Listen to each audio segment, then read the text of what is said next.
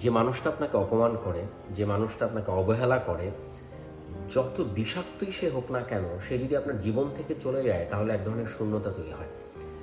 বিষাক্ত কোনো কিছু, টক্সিক কোনো রিলেশনশিপ, এই রিলেশনশিপের প্রতিও আমাদের এক ধরনের মায়া থাকে। আমরা দিনকে দিন ওই বিষাক্ত কিছুর সাথে থাকতে থাকতে এক ধরনের আমরা অভ্যস্ত হয়ে যাই, অভ্যাসে পরিণত হয়। এমন জিনিসটা এমন, ধরেন এক সাপ প্রতিদিন ছোবল দেয়, এরপর আপনার সেই ছোবল না খেলে আপনার খারাপ লাগা শুরু হলো।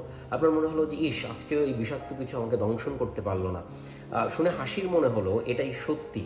আপনি দেখবেন কোনো একটা পাবলিক ফিগারও যদি হয়, ধরেন কোনো একজন রাজনীতিবিদ খুব নির্মম, সেই রাজনীতিবিদ হঠাৎ করে অনেক দিন নাই, আপনার মনে হবে এক ধরনের শূন্যতা তৈরি হবে আপনার মনে হবে আহারে এই মানুষটা নাই, আহারে তার কণ্ঠ শুনতে পারছি না।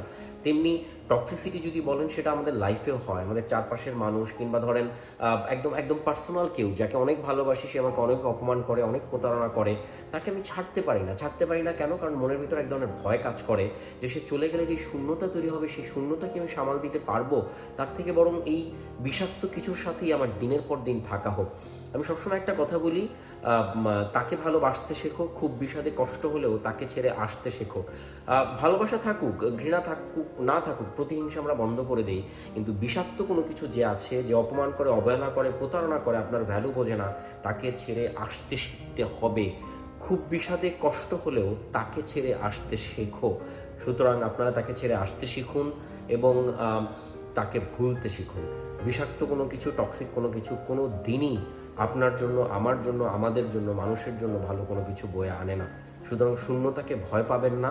বিষাক্ত কোনো কিছুকে, সে যতই কাছে হোক না কেন, আপনার ভালোবাসার মানুষ হোক না কেন, তাকে না বলুন। আল্লাহ হাফেজ।